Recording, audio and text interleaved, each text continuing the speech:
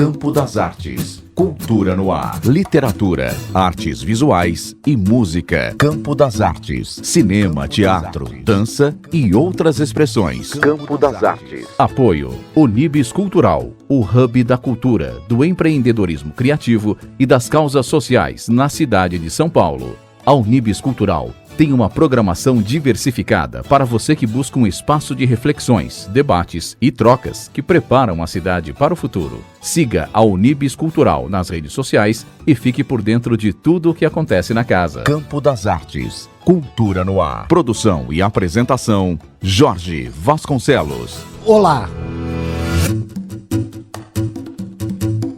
Começa agora mais uma edição de Campo das Artes, o programa que conecta as manifestações artísticas e culturais ao campo. Neste programa, nesta edição, nós vamos falar do acervo Américo Pellegrini Filho. Pellegrini Filho, professor aposentado na Universidade de São Paulo, dedicou-se às ciências da comunicação e atualmente é professor colaborador em pós-graduação na Escola de Comunicações e Artes da Universidade de São Paulo. Professor Américo Pellegrini Filho tem vários outros atributos que no decorrer desta edição nós mencionaremos. Professor Américo Pellegrini Filho, aqui presente conosco. Professor, muito obrigado pela sua presença em Campo das Artes. Muito obrigado por aceitar participar desta entrevista. Eu que agradeço, para conhecimento do público geral.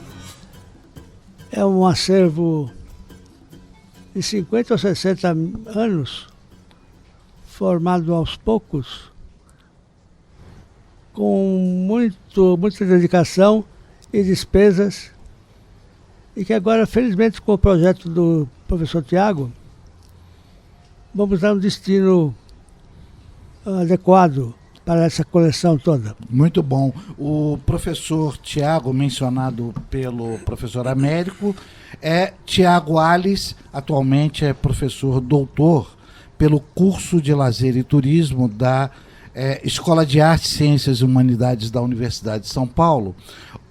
O acervo Américo Pellegrini Filho, ele está aos cuidados do projeto de Cultura e Extensão, Cultura Popular Brasileira, Reflexões e Práticas de Formação e Organização de Acervos.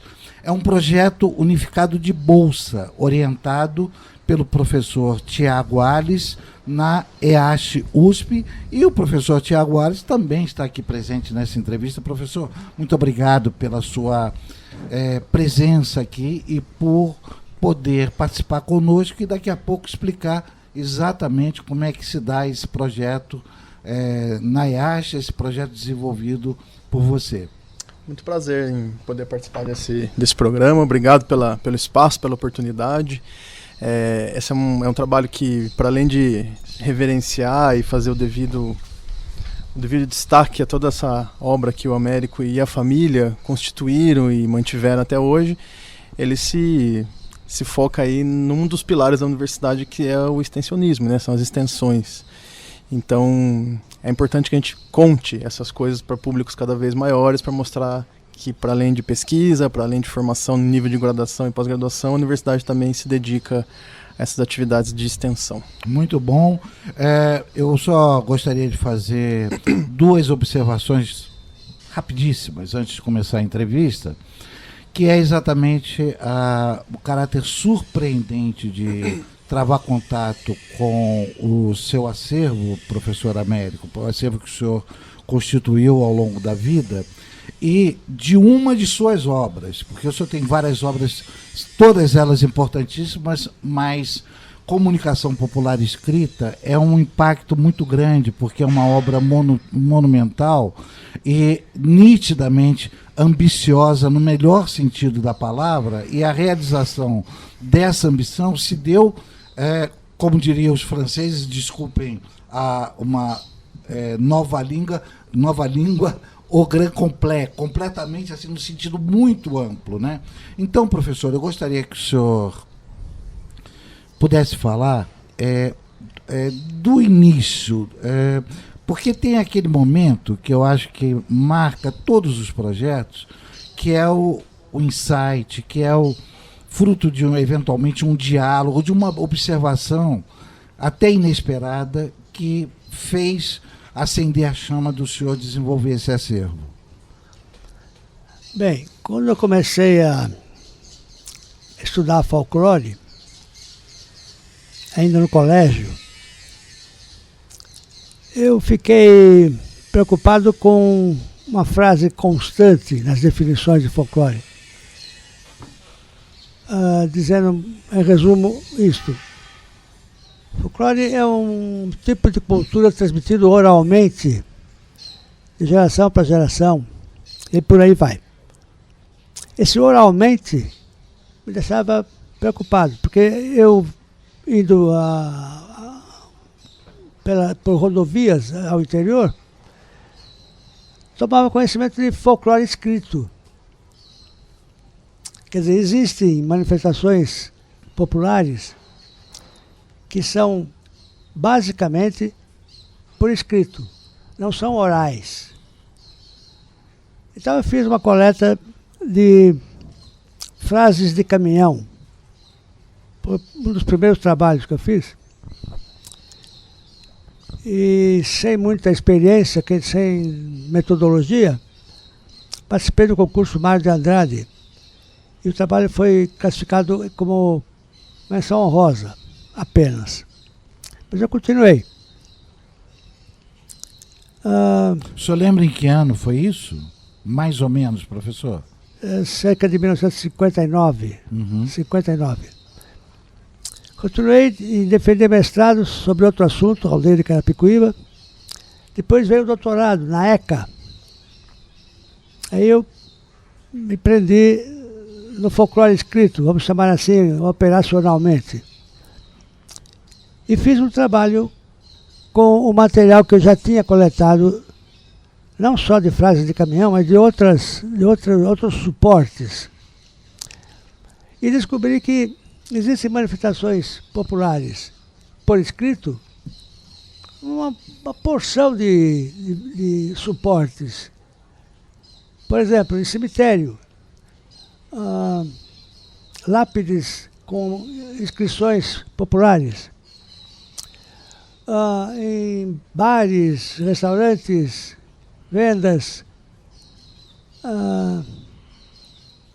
frases como fiado só amanhã, fiado só no vizinho. Essas fórmulas de fiado são manifestação por escrito e populares. Quanto aos veículos, além dos caminhões, existem frases também em veículos comuns, automóveis, que também entram no tipo de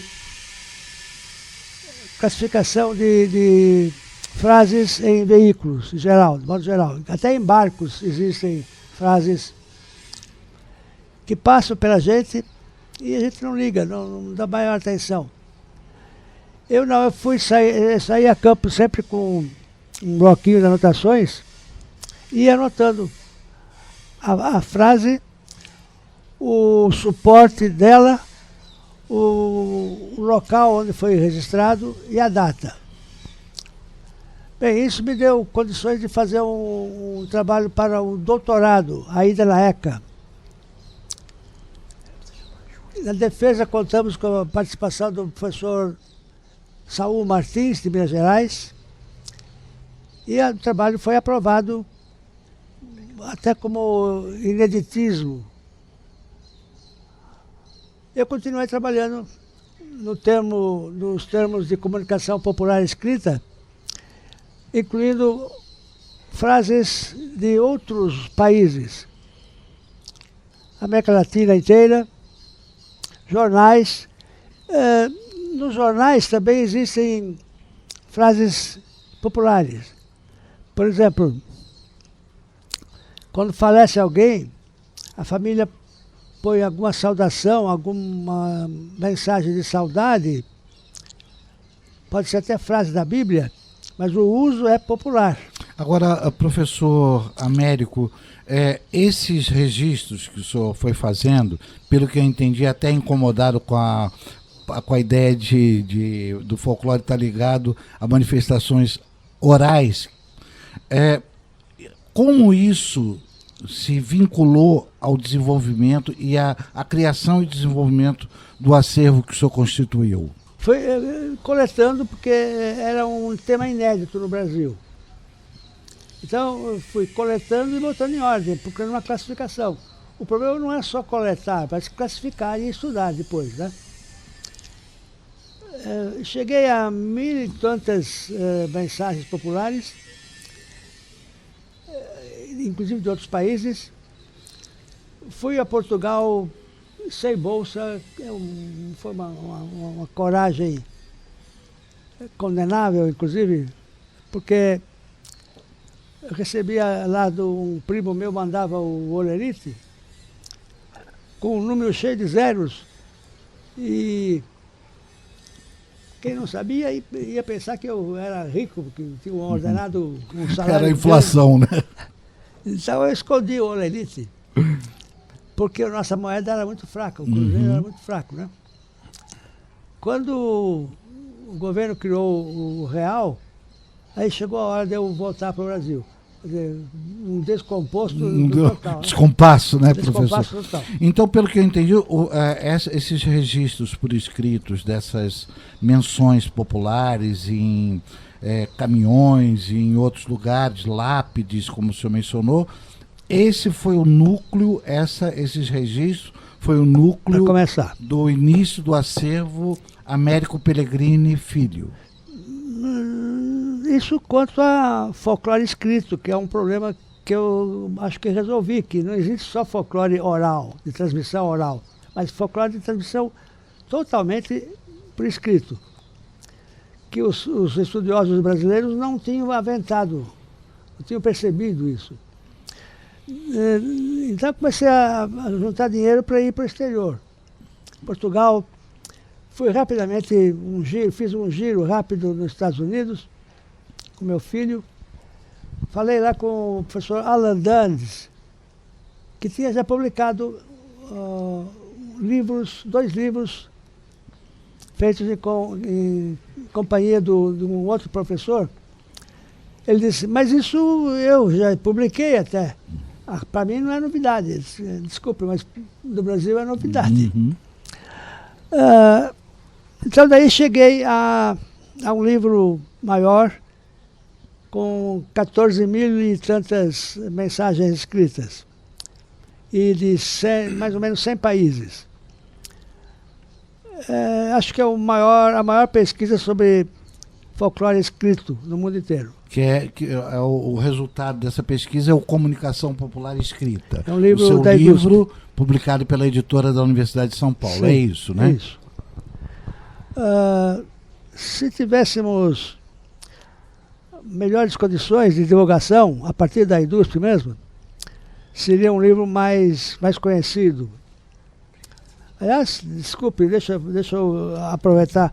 Se o livro tivesse sido publicado em inglês, em francês, seria muito mais conhecido, porque a língua portuguesa segue bem o subdesenvolvimento do país, de nós aqui.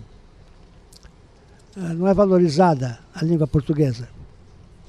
Então, para traduzir esse livro é muito difícil, porque o livro tem mensagens em várias línguas, que eu fotografava quando eu não sabia o que significava, mas fotografava procurando depois o significado e a tradução em português. E assim, foi esse o começo do livro Comunicação Popular Escrita. E também do seu acervo. O acervo de peças em terceira dimensão foi formado desde 1959. Estava no colégio.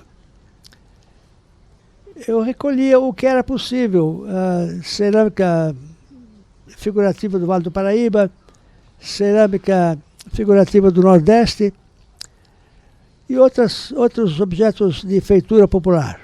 Professor, o senhor, para e passo ali, ao mesmo tempo em que começou a notar as manifestações populares em diversos suportes, digamos assim, caminhões, lápides, como mencionamos, o senhor também começou a se interessar por adquirir peças, pesquisar essas peças e começar, enfim, ali a ter próximas do senhor, é isso, né? Sim, sim. Ok. Você acompanha Campo das Artes, acompanha a entrevista que estamos realizando nesta edição com o professor Américo Peregrini Filho e com o professor Tiago Alves, da Escola de Artes, Ciências e Humanidades. O professor Tiago Alves é o curador, digamos assim, é o cuidador do acervo Américo Peregrini Filho, num projeto na Escola de Artes, Ciências e Humanidades, a EASH USP. Professor Tiago Alves, como é que está o acervo desse projeto? Pediria a sua palavra a respeito desse projeto, como ele foi elaborado, o encaixe do acervo nele. Bom, ninguém aqui é especialista em acervo ou arquivologia ou arquivos, né? Então todo o processo foi sendo feito pela família de uma forma muito cuidadosa, de uma forma muito intuitiva, e o que a gente tem ouvido com outros especialistas que tomam contato por alguma situação com esse acervo é que conseguiu se manter um acervo em boas condições, apesar de alguns percalços aí. Houve algum momento que teve uma enchente, ou alguma questão aí com fungos em algumas fitas, mas assim, a totalidade, a diversidade de cada uma das categorias está mantida. Agora, do ponto de vista, isso é do ponto de vista técnico, né? Agora, do ponto de vista assim, da natureza dessas peças, eu acho que é o que a gente tem de mais rico e importante aqui. Só para confirmar, o acervo ele tem como referência 20 mil itens. Mais de 20 mil itens. E esse, bom, primeiro de tudo, é um projeto que nasce do contato de um ex-aluno do professor Américo, né? Eu fui aluno do professor Américo e conheci parte desse material nas aulas, né? Tanto fisicamente quanto no conteúdo das aulas. Eu estudei na ECA faz quase 20 anos e hoje como docente, em conversa com a família, nós decidimos abrir esse projeto de extensão para justamente buscar, com os recursos possíveis da universidade, no campo da extensão, algum tipo de trabalho de organização e também de difusão desse conteúdo. Até hoje o Américo e a família têm se dedicado a manter isso, mas não exatamente aberto ao público, por uma série de razões. E uma das nossas preocupações com o projeto, que tem vários bolsistas de graduação que vêm participando, é fazer uma catalogação básica dentro de algumas categorias que foram definidas, com suporte de algumas pessoas voluntárias do Arquivo do Estado de São Paulo, e, ato contínuo, uma divulgação online. Então é por isso que a gente abriu 2 perfis, né, no Facebook e no Instagram, para colocar para o mundo, nem que seja primeiramente de maneira digital, algumas ilustrações, algumas amostras do que são essas categorias que compõem o acervo.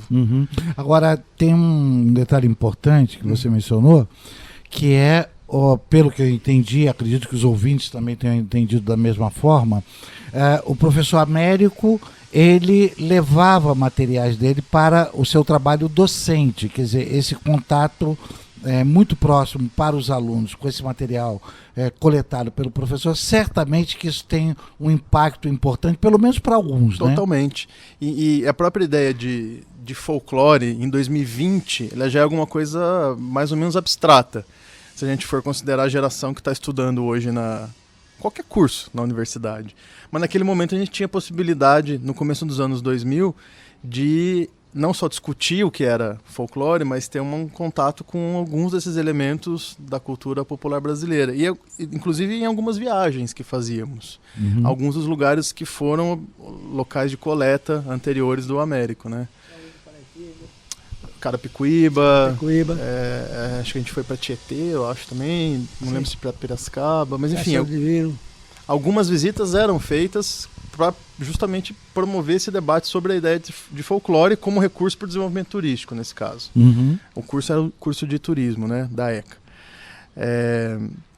Então, eu acho que uma das coisas interessantes desse projeto, para além do óbvio, que é uma tentativa de organização e difusão muito básicas desse acervo, é esse contato intergeracional, né? Então, eu tive a oportunidade de conhecer esse acervo, de conhecer essa discussão como aluno do Américo, e hoje muitos dos alunos da EASH, alunos e alunas da EASH, têm a oportunidade de encontrá-lo, encontrar sua família, encontrar esse acervo na casa deles e principalmente travar contato com essa discussão que eu acho que hoje já se diluiu um pouco na formação que se faz em turismo, pelo menos.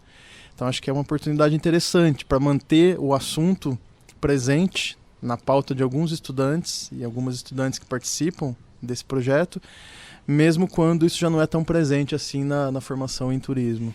Esse formato como projeto, ele está sendo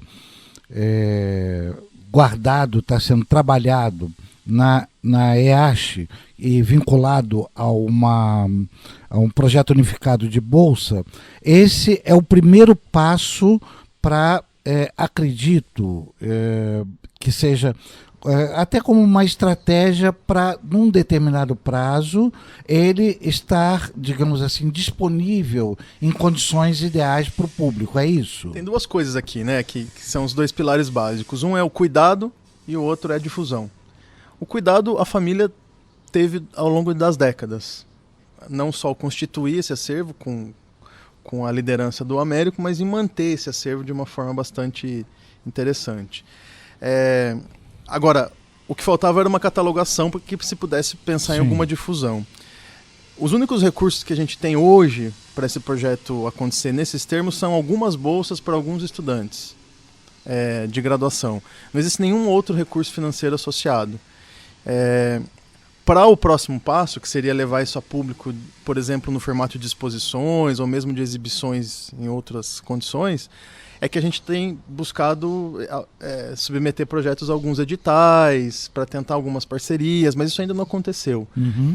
Enquanto isso não acontece, a gente vai organizando. Perfeito. Então essa é a ideia do projeto de extensão. Enquanto não se tem um destino e uma exposição estruturada desse material, alguns alunos, sob a coordenação do Américo e da Ilza, vêm organizando isso para ficar minimamente sistematizado, organizado e, por hora, disponível online. Sim, e ele, com esses cuidados, ele vai estar pronto para uma utilização a posteriori, né, de maneira praticamente ideal. Né? É a ideia de perenizar, pelo menos com essas imagens. Então, um dos processos elementares desse tratamento é categorizar catalogar dentro de algumas categorias que foram definidas.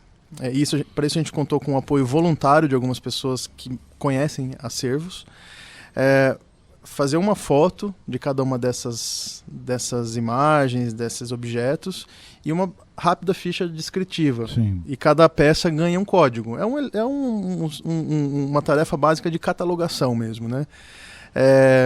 Pode ser que daqui a um tempo, quando esses materiais forem a público num banco de dados completo, o que não aconteceu ainda, pesquisadores, sei lá, do Piauí, olhem alguma dessas imagens, se interessem por conhecer e tenham acesso primário a esses objetos. Mas aí pelo menos ele já teve um primeiro contato com alguns elementos visuais e textuais que descrevem essas peças. Isso até hoje não existia. Então existe um cuidado de guarda desse material na casa da família, mas ele ainda não é disponível de forma organizada, estruturada para o grande público. Perfeito.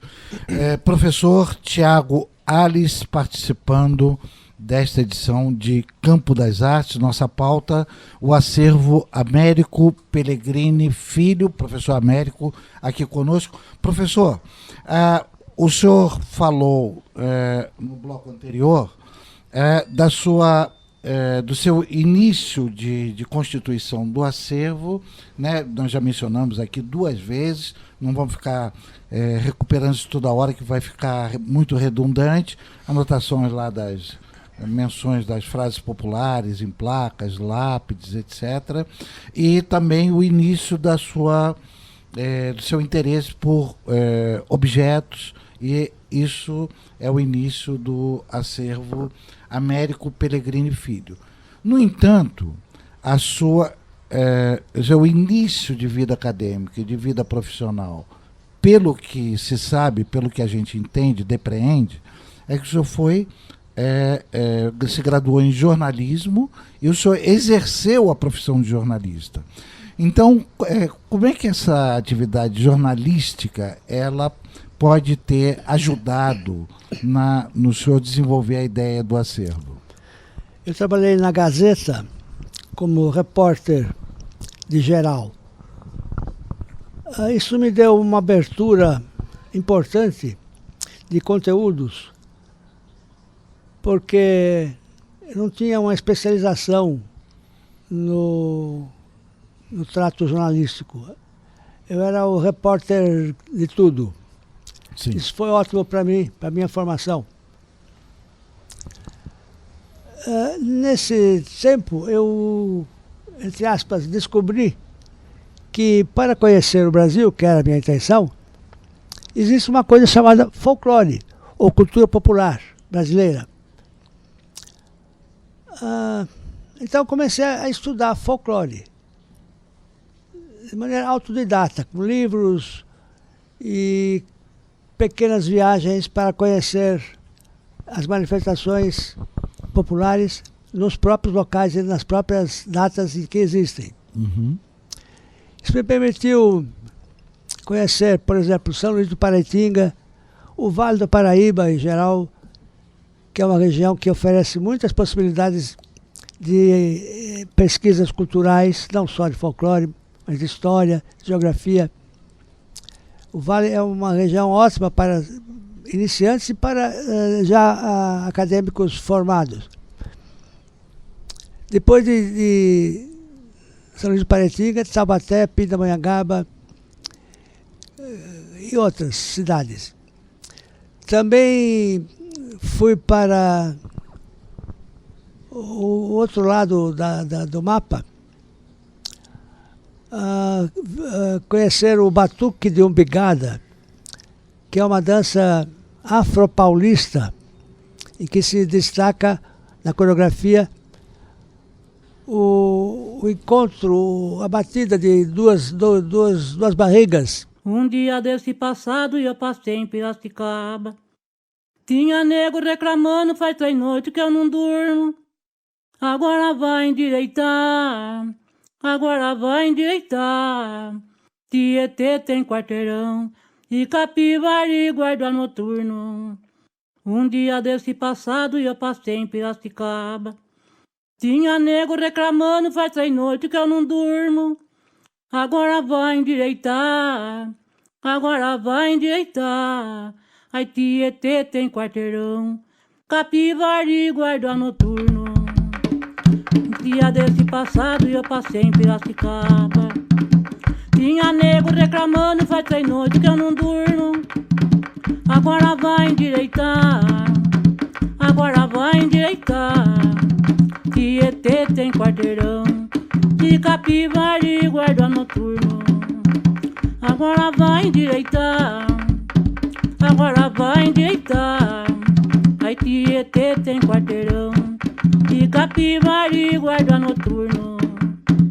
Um dia desse passado eu passei em Piracicaba. Muito material musical está à disposição dos musicistas, dos compositores populares ou eruditos, como inspiração. É um campo que ainda não está explorado. Como fez, naturalmente, não podia deixar de citar o Villa-Lobos, mas também o maestro Guerra Peixe e outros. Poucos, porém. Então, em Capivari, eu observei o Batuque de Umbigada, que é uma dança afro-paulista. Uhum. Não existe em Minas, no Nordeste.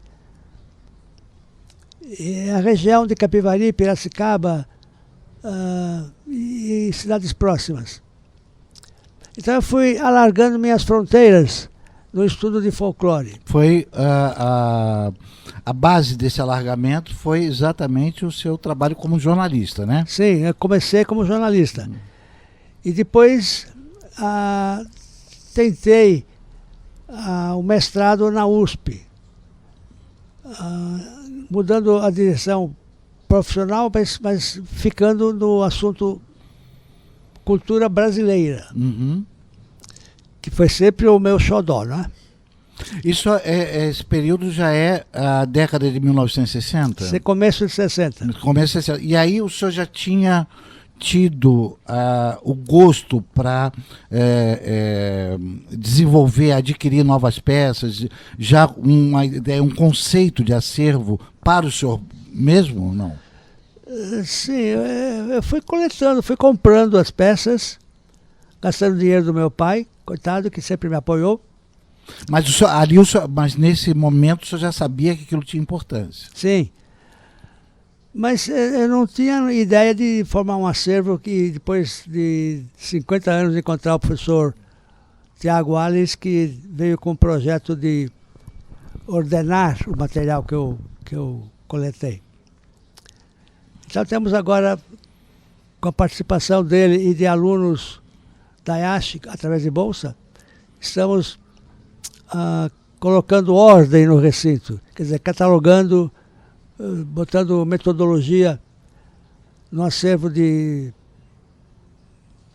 20 mil peças, contando com cordel, com cartazes que o povo chama de programas impressos de festas, geralmente festas. Uhum. Era minha ideia usar o material de programas de festas, que é muito grande também, esse acervo específico de programas de festa. Pretendia fazer um livro. Agora, com o acervo, precisamos reformular a minha ideia. Uhum. Professor, gostaria de deixar registrado que nós estamos gravando essa entrevista na sua residência, que é o local onde o acervo ele está guardado, preservado, e há uma variedade de objetos, de itens, que são algo muito difícil até de expressar, mas uma palavra, eu acho que dá uma boa dimensão, é espetacular. E gostaria de deixar registrado que eu vi cerca de 3 móveis que o senhor, segundo a sua esposa, me comunicou, o casal trouxe de Portugal, que é algo incomparável. É uma marcenaria e uma arte naqueles móveis. São muito, muito bonitos. Então, gostaria de deixar registrado esse aspecto. Então, além da importância cultural, sociocultural, digamos assim, o senhor também tem vários objetos que primam pela beleza, pela estética, né, professor? Depende da intenção e da visão de mundo da gente. Quando o sujeito tem possibilidade de fazer as figuras de presépio no Vale do Paraíba, por exemplo, ele quer fazer essas peças para montar o presépio e para vender, de modo que permita um dinheirinho na proximidade do Natal. O objetivo nosso é diferente. Nós somos observadores de um artesanato, e daí é que entra o aspecto estética, que você se referiu. Independente do aspecto funcional, as figuras de presépio são feitas para montar o presépio, naturalmente. Por isso elas se encontram mais no fim do ano, novembro, dezembro.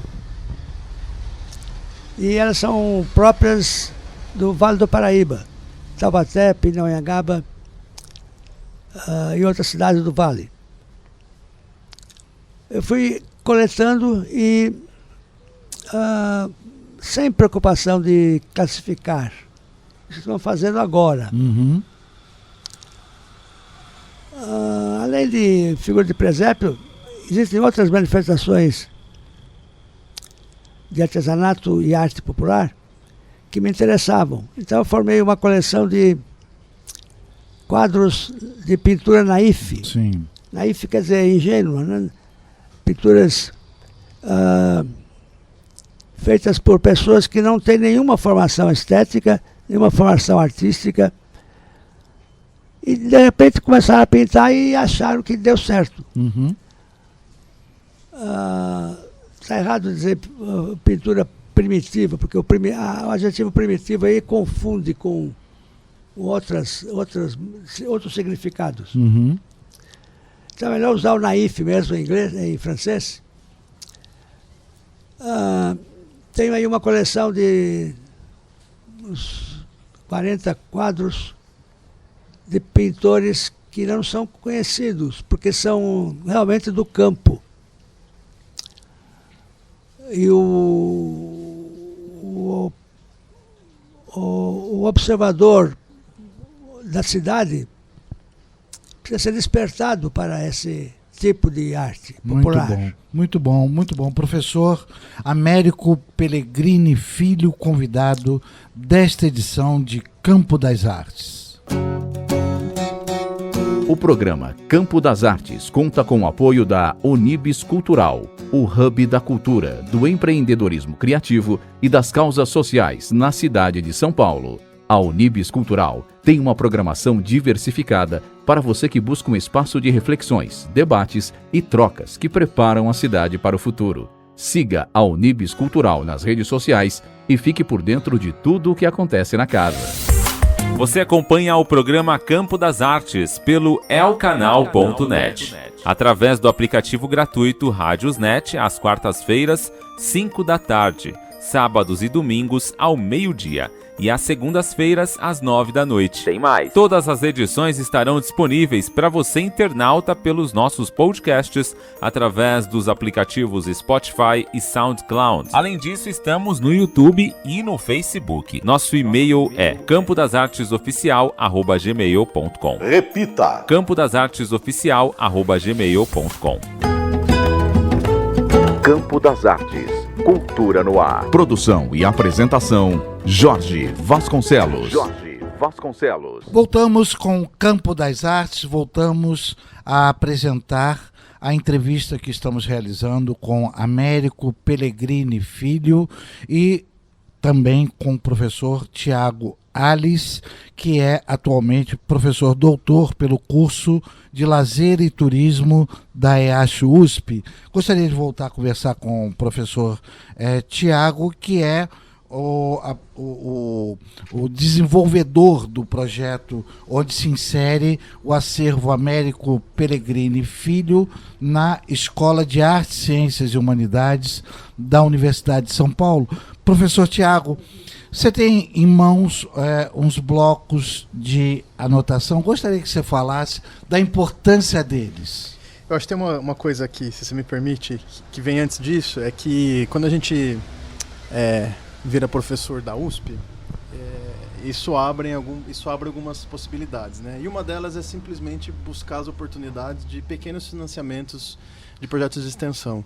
E foi o que eu fiz em parceria aqui com a família, mas o trabalho mesmo, assim, o dia a dia do trabalho é sempre dos bolsistas. Eu acho muito justo a gente deixar isso bem registrado, sabe? Ok, esses bolsistas, se você quiser mencionar claro, os nomes, claro. Que eles estão trabalhando neste momento. Alguns já passaram, outros continuam e neste momento. A gente tem a Júlia e a Mariana hoje. A Júlia que está aqui. Isso. Oi, Júlia, dá um oi, cadê você? Júlia, não, fala aqui, ó. Oi, eu sou a Júlia, por favor, para ficar registrada a sua voz nessa entrevista. Oi, sou a Júlia.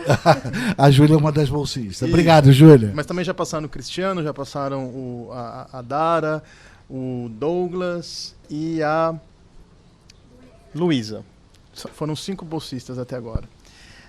E é muito justo a gente fazer isso, fazer esse registro, porque eles é que têm feito esse dia a dia do trabalho, aprendendo a lidar com o acervo nessa perspectiva do projeto e convivendo com essa família que é a, vamos dizer, mantenedora desse acervo todo, né? E o bloquinho que você mencionava é uma das coisas que mais me chama a atenção nesse acervo, porque são bloquinhos de jornalista, né, Américo? Bloquinhos típicos de jornalista de algumas décadas atrás, que ele mesmo fala, desenhados para caber no bolso da camisa, para tomar notas rápidas e não perder nenhum tipo de informação quando em campo. E são centenas, são quase 300 desses bloquinhos que vêm desde lá da década de 50. E isso tem sido super importante para a gente conseguir olhar para todas as outras categorias do acervo. Porque aqui no bloquinho, o Américo, nos bloquinhos, ele sempre faz menção às fotos que ele tirou, aos registros audiovisuais que ele fez, alguma peça que foi adquirida. E um dos trabalhos que as meninas e todos os bolsistas têm feito é justamente digitalizar isso, porque é num papel muito frágil e resistiu a algumas décadas, né? Mas junto com o Américo, porque é importante que ele ajude a decodificar isso, mas principalmente dar pistas de conexão aos outros itens. Se a gente fizesse isso sem a participação do Américo, certamente a gente não ia conseguir recuperar uma boa parte dessas informações. Então a riqueza do projeto a gente conseguir conectar essas várias gerações, né? O Américo, a sua família, principalmente pela participação da Ilza, que tem sido uma das guardiãs, organizadoras. Esposa do professor Américo. Isso, que é uma das cabeças aqui na organização desse projeto e dos bolsistas e das bolsistas que têm se debruçado sobre isso. Esses bloquinhos, para tentar uma analogia, uma aproximação forçadíssima, eu sei de antemão, ele seria o Google da época do professor Américo, criado por ele próprio, uma ferramenta dele próprio. Só que ele não é de interpretação direta, né? A gente precisa de uma mediação aqui para conseguir entender isso. Sim. E eles estão registrados, eles estão digitalizados já. E isso é importante, para a gente não perder essa informação. E os bloquinhos, por si só, eles compõem uma categoria do acervo. Então, assim, se eu pudesse dizer, dentro dessa riqueza toda, qual é a categoria que eu mais gosto, eu acho que o bloquinho é essa, porque ele amarra tudo, ele articula tudo, ele faz todo o resto ter sentido. Então, se a gente pudesse fazer, por exemplo, uma exposição disso, é uma das coisas que eu acharia mais interessantes. O que o senhor acha dos seus próprios bloquinhos, professor? Cadernetas de campo, sabe? São o material anotado neles que dá a dica para classificação, para comentários, para aulas, inclusive. Então são quase 300, 200 e pouco. Quase 300, frequentemente a gente, quando tem uma dúvida, essa peça de onde vem, vai lá procurar um bloquinho, cruzando data, local e eventos, né, que permite que a gente classifique a peça, mesmo sem nunca ter ido ao local de origem. Bom, certamente de nós ninguém foi, só você, né? Aqui, por exemplo, eu tenho um bloquinho de 1958. Imagina, um papel jornal durar mais de 50 anos, quase 60, né? Mais de 60 anos. E ainda trazer informação importante para estruturar a interpretação do acervo, mas o próprio objeto contando um pouco essa história da composição desse acervo. Tiago, gostaria que você falasse, a essa altura, eu não sei quanto tempo, aliás, essa é uma indagação que eu acho importante, há quanto tempo que você já está lidando com o acervo Américo Pellegrini Filho e qual a sua visão, a visão ou o seu entendimento mais alargado, mais amplo a respeito desse acervo? Claro, eu imagino que você, dialogando consigo, você pense, olha, eu estou lidando com uma coisa que ela só se avoluma, a importância dela só cresce. Mas eu gostaria de ouvir de você como é que é há quanto tempo você está lidando com esse acervo e hoje como é que você o entende? Bom, isso tudo começou basicamente quando eu cheguei à USP, que foi em 2016. Então, a partir do momento que eu ingressei na EASH, eu comecei a buscar possibilidades de projetos desse tipo. Por exemplo, com bolsas e outros recursos. Vamos dizer que a gente está indo aí para o 4º ano, né? 16, 17, 18, 19, 5º ano de trabalho. Eu acho que, para além de um respeito com uma trajetória de vida, de pesquisa, que foi responsável por registrar décadas do Brasil, né? A gente tem aqui a possibilidade de estudar as miudezas, né? É um pouco a lógica, é um pouco lá a dica que o Manuel de Barros nos dá, né? Uhum. É nas miudezas que muitas vezes a gente vê as complexidades e as grandes coisas da vida. Uhum.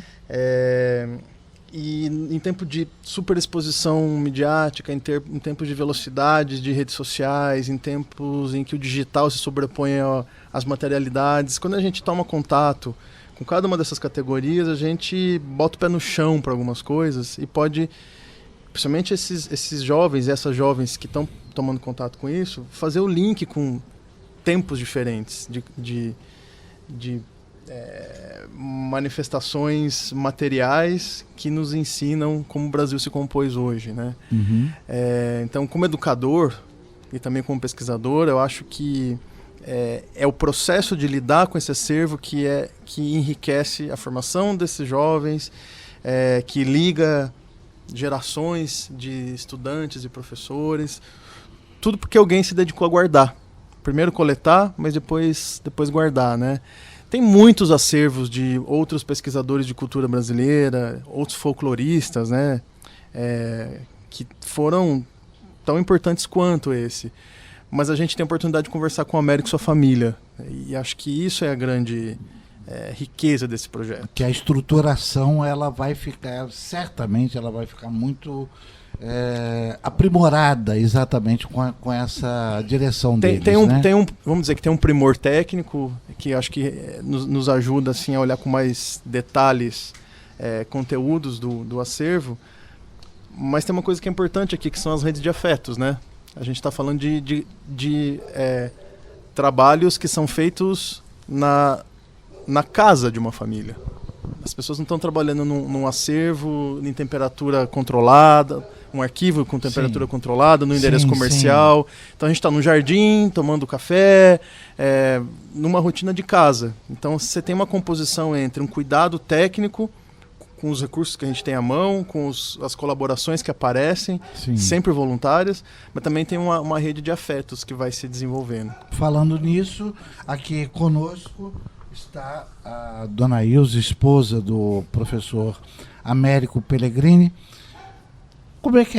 Qual a palavra que a senhora dá a respeito de tudo isso que a senhora vivencia com esse acervo, com a dinâmica dessa inter-relação casa, acervo, família?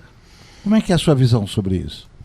Eu creio que é muita dedicação, assim. Primeiro eu vejo uma paixão, por isso eu respeito toda a trajetória do Américo. Como esposo eu tenho acompanhado, a gente mesmo, as nossas crianças, que agora são 2 adultos, né, jovens adultos, nós viajávamos juntos, nossas viagens eram de pesquisas, então nós fazíamos as viagens, não era de lazer, não era de turismo, era para as aulas de lazer e turismo, era para compor este acervo e essas pesquisas. Então nós íamos assistir festas do Divino na cidade de Tietê, aqui em São Paulo, que costuma ser final de dezembro. Então, em vez da gente ir para uma festa de Ano Novo, nós íamos no último, eu creio que é o último domingo do mês, nós íamos para essa festa. Então, sempre assim, nós íamos nas feiras populares para ver os caminhões, nós íamos visitar vários cemitérios no exterior para ver as lápides. Então, assim, e nós íamos encontros de folias de reis, que é uma coisa espetacular. A festa do Divino de São Luís do Paraitinga. Então, é uma brasilidade muito grande. Então, a gente pega uma paixão, um afeto por essa pesquisa do Américo, da trajetória dele. Então a gente vivencia junto. Muito bom. Muito obrigado, dona Isa. Gostaria de já deixar registrado que o professor Américo e também o Tiago topando, nós voltaríamos para uma nova rodada para falar não só do acervo, mas também a respeito da sua vasta bibliografia. Já citamos a obra monumental Comunicação Popular Escrita, mas há vários outros livros de grande importância, trabalhados, publicados pelo professor Américo Pellegrini Filho. Professor, por favor. Nessas andanças, que aí você se referiu que, quando possível, eu levava a família, eu quero lembrar que estávamos em Roma no inverno e eu, além de querer conhecer a cidade, por exemplo, eu queria registrar, eu tinha que ir aos locais que ofereciam potencialidade de mensagens escritas. Então, levantamos cedinho um dia e com o objetivo de ir ao cemitério, um cemitério de Roma. E as ruas estavam todas coalhadas de neve. Entramos nessa fria de pisar na neve tal, até a canela. Chegando lá, o cemitério estava fechado. Decepção total, né? Uhum. E fomos procurar um bar para tomar alguma coisa quente. Não quente de álcool, mas quente de calor. De calor mesmo, né? E o bar era longe, toca botar o pé na neve outra vez. Quer dizer, passamos por alguns momentos assim, não agradáveis. Chamados perrengues, né, professor? Os perrengues da vida. Mas valeu a pena, porque ficou um livro grande e que marca a presença do material do folclore. O senhor está falando do Comunicação Popular Escrita, né? Já adianto para os ouvintes que é um livro de grande densidade, inclusive intelectual, mas ele você digere o livro com muita naturalidade, digamos assim, porque há livros pedregosos de se ultrapassar, né, professor? 650 páginas. Nesse caso aqui, sim, né? Ele realmente um livro excepcional.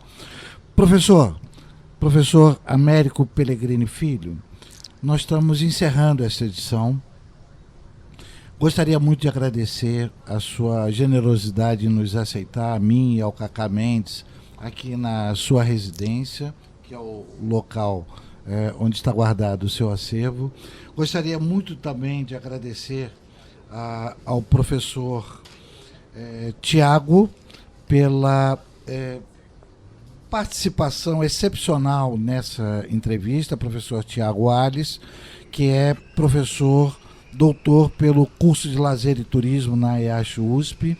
Muito obrigado a vocês e até uma próxima oportunidade. Certamente nós estaremos juntos novamente, porque há muito assunto a se abordar. Folclore é um mundo, assuntos os mais diversos e que estão no campo mais do que na cidade, mas que estão na cidade também, nos habitantes